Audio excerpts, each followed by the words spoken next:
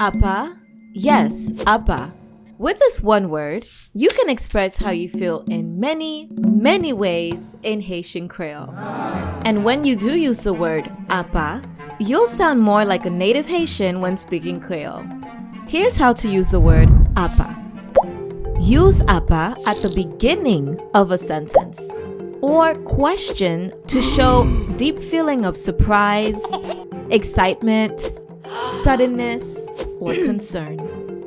Suppose you wanted to say, she arrived, because you are surprised how your friend arrived so early. In Creole, that would be, apa li rive? Notice how the word apa appears at the beginning of the sentence.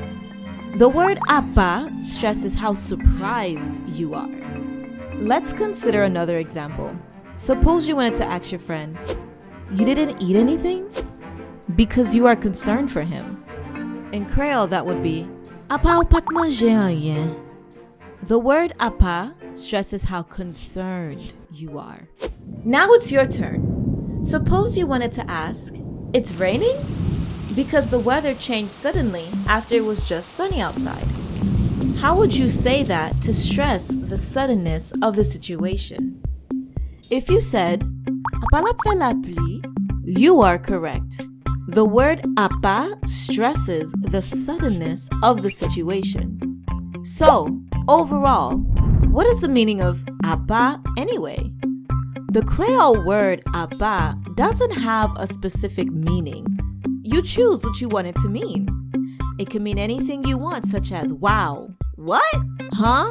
Oh, look, why? And the list goes on. As long as you use it at the beginning of a sentence or a question to show a strong feeling of surprise, excitement, suddenness, or concern, you are all set. As you can see, using the word apa enriches your conversations in Haitian Creole. For more videos and lessons, please subscribe and visit howtocreole.com. Thanks for watching.